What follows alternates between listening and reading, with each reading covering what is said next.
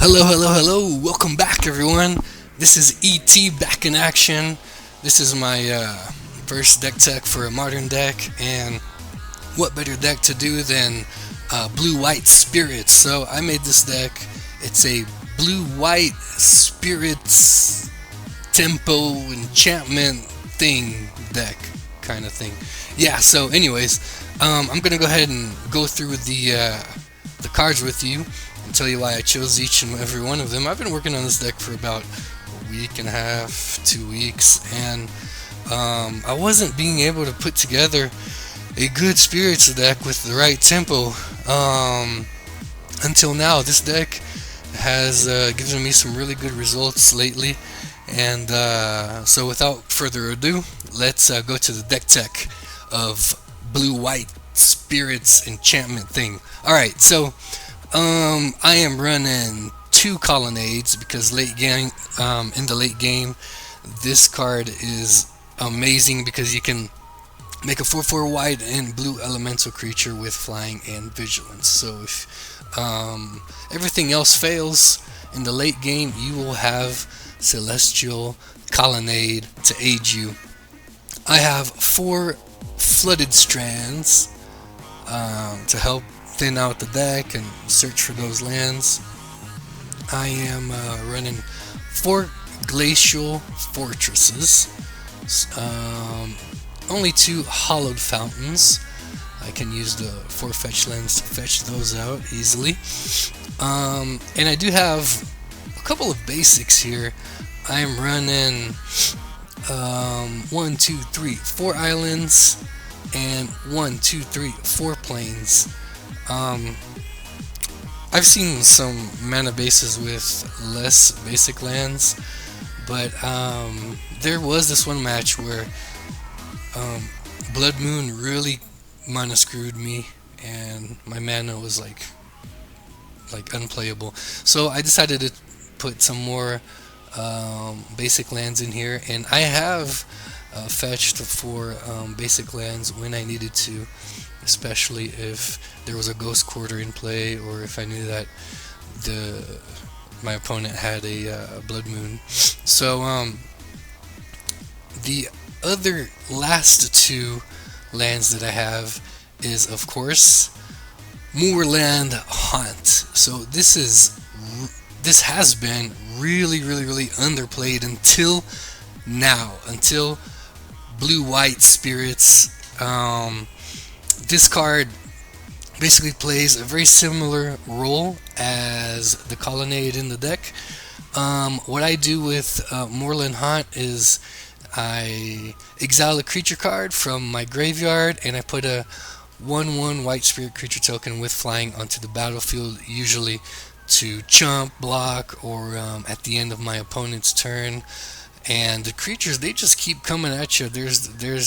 I mean, the spirits, they will haunt you with this, So Moorland Haunt can be a real game changer because it adds so much to the deck.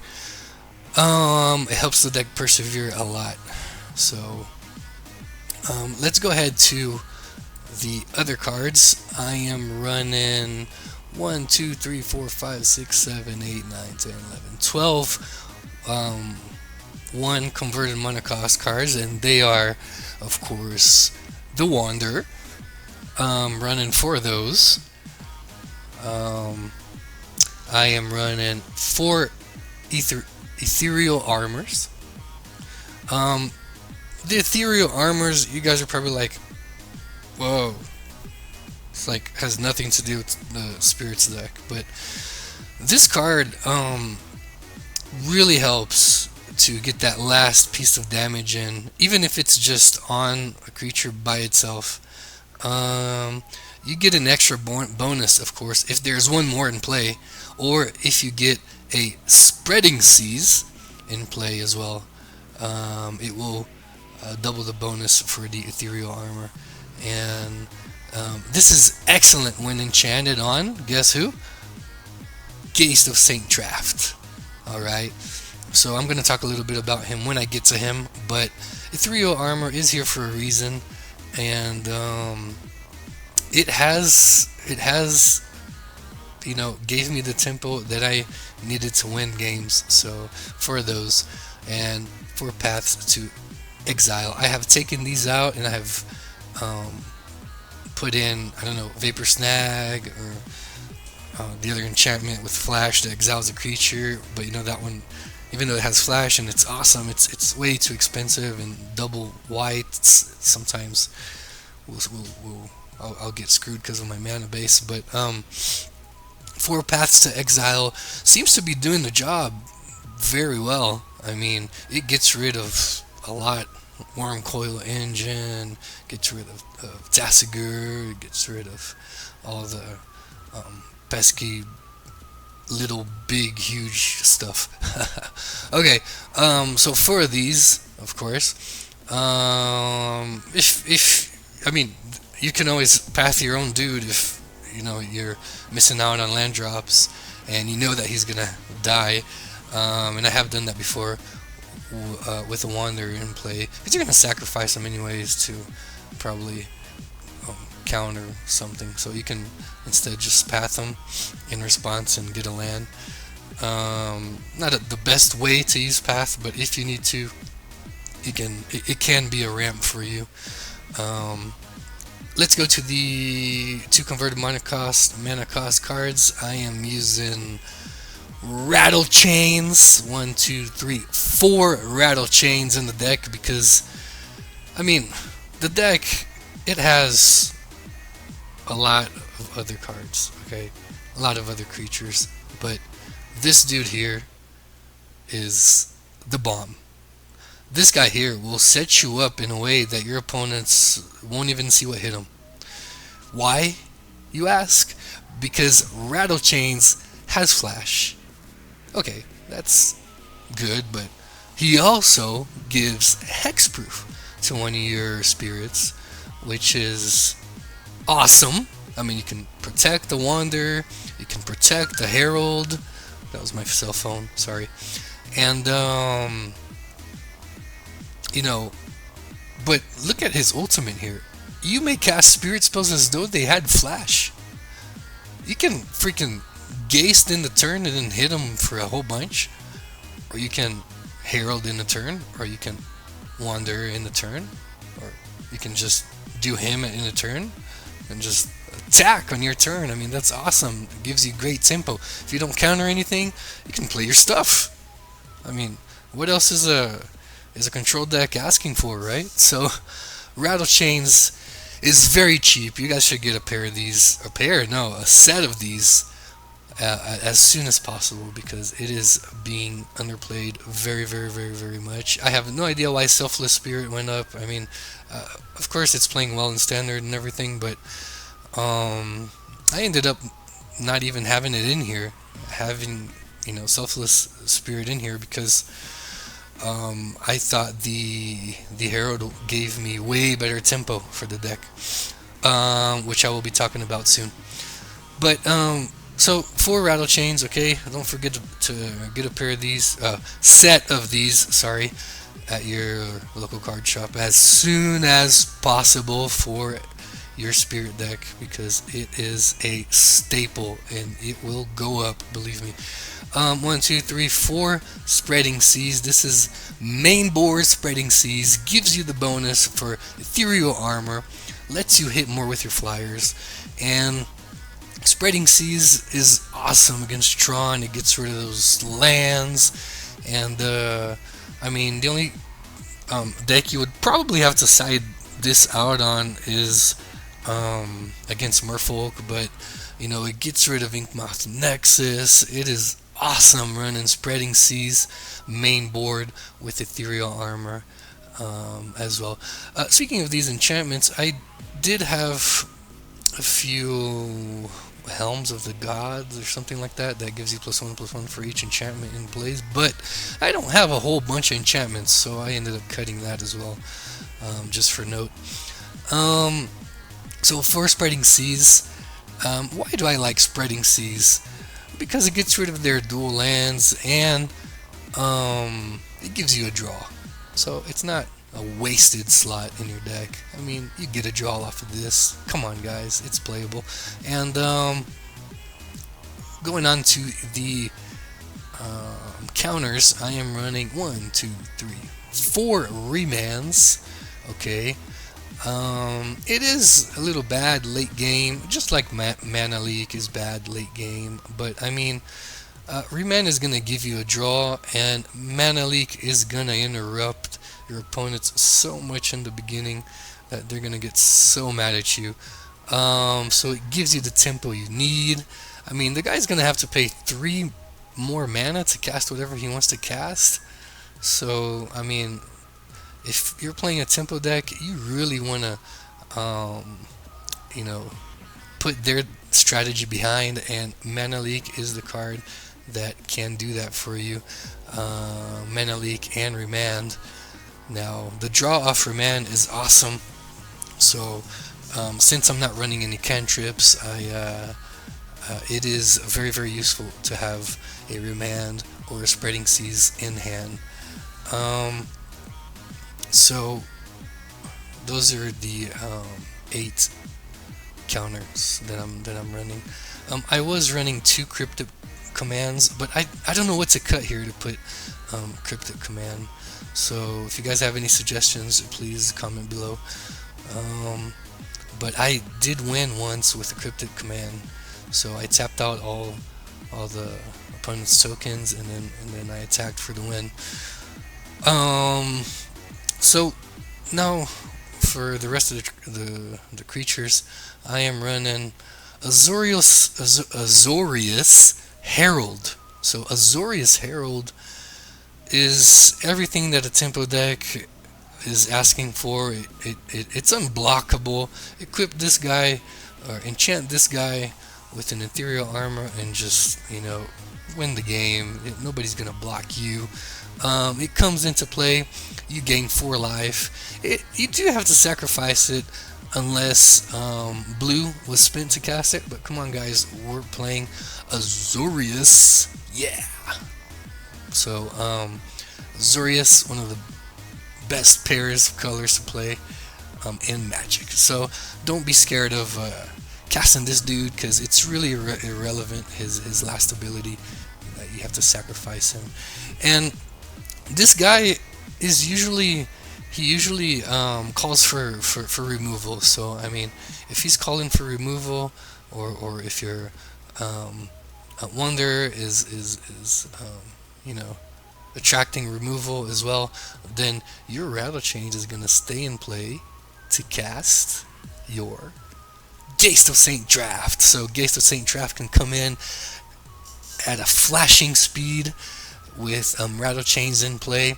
If Rattlechains isn't in play, it's still a very good freaking card to have in your deck, especially when you got Ethereal Armor to give him first strike, so it helps him hit well with the armor.